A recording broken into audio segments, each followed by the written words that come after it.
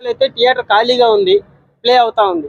అంటే అంటారు రూమర్స్ ఉన్నాయి, రూమరా వాళ్ళు రామ్ చరణ్ గారి భార్య వాళ్ళు వీళ్ళు కొనేసారు అది ఇది అనేసి చాలా మంది మాట్లాడుతున్నారు.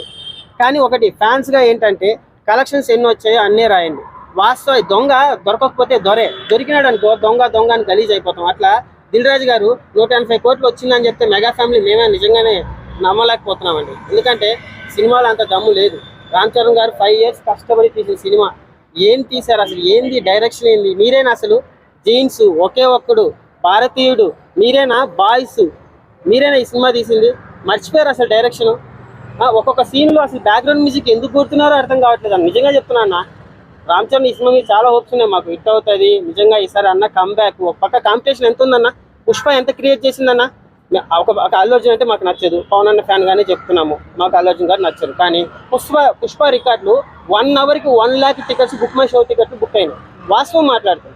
దీనిలో ఇప్పుడు చూసుకుంటే బుక్ మై షో ఓపెన్ చేయండి, 10,000 టికెట్లు కూడా లేవు. ఎక్కడ మీకు అన్ని కలెక్షన్లు ఎక్కడ వచ్చాయి? వాస్తవంగా 85 కోట్లు 86 కోట్లు క్రాస్ వచ్చింది, ఇది వాస్తవం. లేదు ఒక 90 లేదా 100 వేసుకో 180 కోట్ల.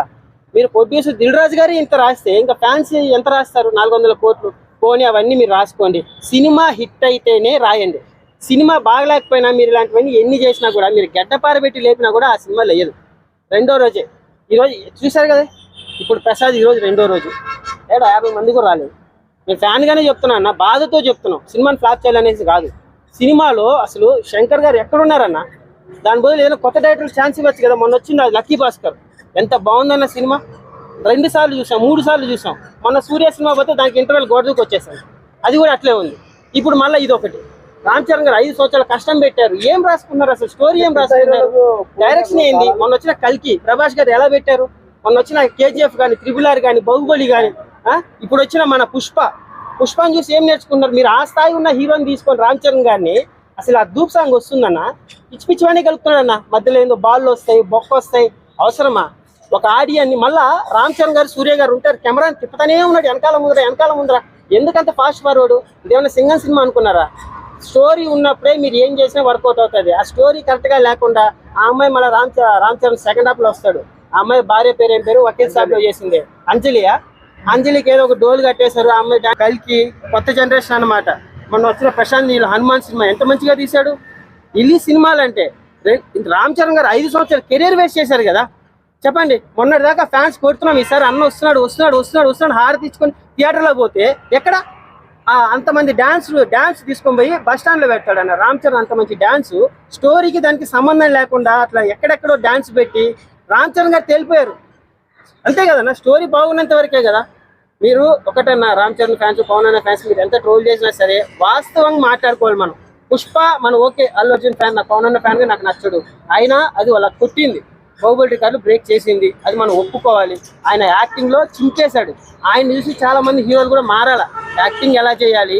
చంపేశాడు కదన్నా. అమ్మా గంగమ్మ జాతర ఎపిసోడ్లో పైనుంచి పడిపోతా ఉంటే పవన్ అన్న ఫ్యాన్గా నేను కూడా విజిలేసానన్న.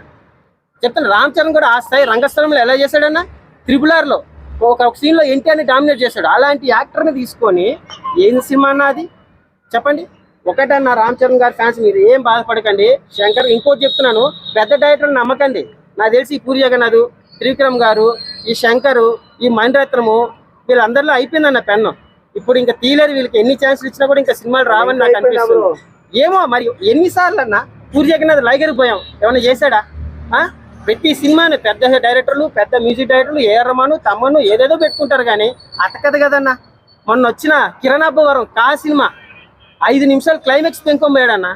సినిమాలు అంటే అట్లా కొత్త డైరెక్టర్లకు ఛాన్స్లు ఇవ్వండి. పెద్ద పెద్ద డైరెక్టర్లు నమ్మి అనవసరంగా దిల్ రాజు గారు 500 కోట్లు అండి, అవి ఏమైంది అసలు? ఈ సినిమా వస్తాయా పైసలు? దేనికి? పాటలు